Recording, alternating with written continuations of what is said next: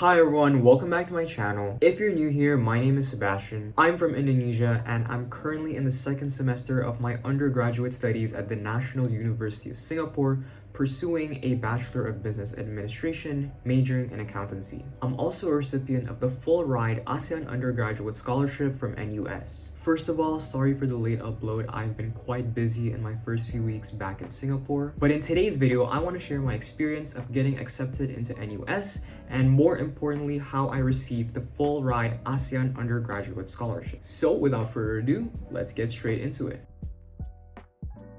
So let's start with the admissions. For most majors, the NUS admissions process is actually quite straightforward. According to the Dean of Admissions, NUS primarily looks at your final academic results based on the curriculum you're taking to assess your eligibility for admissions. So in my case, I took the IB Diploma and I graduated with a score of 43 out of 45. With NUS's first choice bonus point scheme, which gives you additional points if you apply for a major as your first choice, my score was effectively treated as 44 out of 45. And because of that, I was directly admitted into NUS. Now, if your grades aren't strong enough for direct admission, don't worry, as NUS offers what's known as aptitude-based admissions. Under this pathway, NUS looks outside of your grades and considers things like your extracurricular activities, leadership roles, competitions and Olympiads, community service, and entrepreneurship experiences. So if you're assessed under this scheme, you'll usually have to go through an interview. I personally didn't go through this process, so I can't go into much detail about the interview itself. Now for IB students specifically, from my own experience and from people that I've met who took the IB Diploma, most international students that do apply to competitive majors tend to score around 43 or above, though this definitely varies depending on the major that you apply for.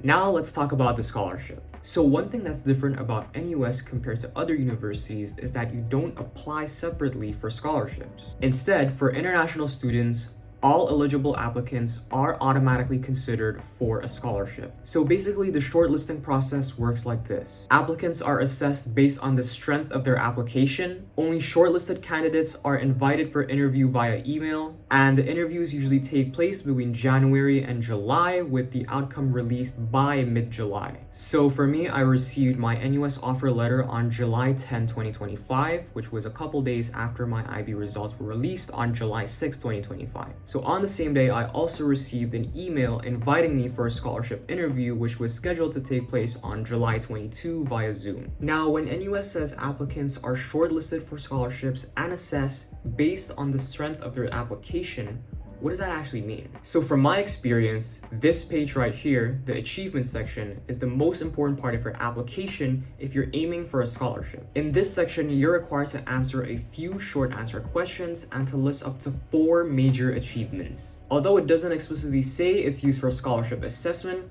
this exact section automatically appeared as my scholarship application when I was shortlisted and was the basis for most of the interview questions that were asked for the scholarship. For the short answer questions, I mainly focused on my extracurricular activities. The character limit is quite tight, so my advice is to answer the question directly and briefly reflect on what you learned or how the experience shaped you. NUS really values leadership, community service, and entrepreneurship, so I recommend highlighting experiences related to those areas. That said, your answers don't have to be directly related to your major. For example, in a question about learning from failure and eventually succeeding, I talked about my experience learning the guitar. So the goal is to really show your personal growth and not just to merely list your achievements. So after the short answer questions, I was asked to write down 4 listed achievements. For the 4 listed achievements, you're expected to describe what the activity was, your key contribution, and the final outcome. So these were the 4 achievements that I included. The first one was a team-based international entrepreneurship competition where we won a silver medal. We designed an algae-based air purifying product,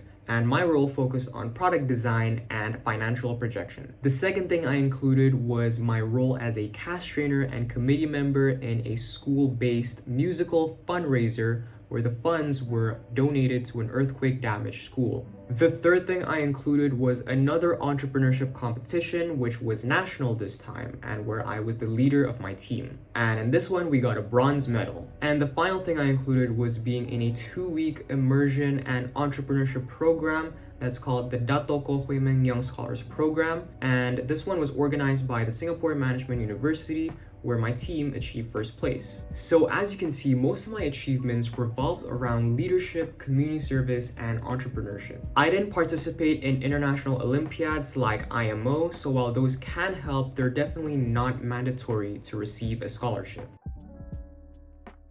So on July 22, 2025, I attended the interview. Now there were 3 interviewers. The first one was the Vice Dean of Undergraduate Studies at NUS Business School. The second one was a professor from the Civil and Environmental Engineering Department. And the third was a representative from the NUS Scholarships Office, though they did not ask any questions during the interview. The interview lasted 15 to 20 minutes and was honestly quite chill. So some of the questions that I was asked during the interview included, tell me more about yourself outside of your application, what made you like accountancy, and how many people say that accountancy will be replaced by AI, and what do you think about it? They also asked questions to expand on the achievements that I included in my application, including the technical design of the algae-based air purifying product, and that definitely caught me off guard. My biggest tip is to prepare thoroughly. So I created a Google Doc with a long list of possible interview questions and bullet point answers for each. Focus on questions that are related to your major, your listed achievements, and leadership or situational experiences. For situational questions, I use the STAR method, so that's situation, task, action, result,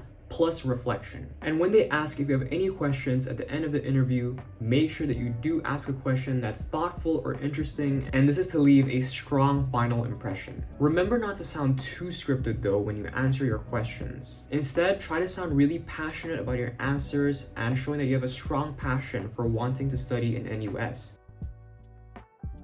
On July 24, 2025, I received confirmation that I was awarded the ASEAN Undergraduate Scholarship, and this included full tuition fee coverage, $5,800 annual living allowance, $3,000 annual accommodation allowance, and a one-time $1,750 computer allowance. Now, interestingly, on the same day, I also received my acceptance letter from NTU. However, once you accept an offer from NUS, you essentially can no longer accept offers from the other 5 public universities, as I mentioned in my previous video.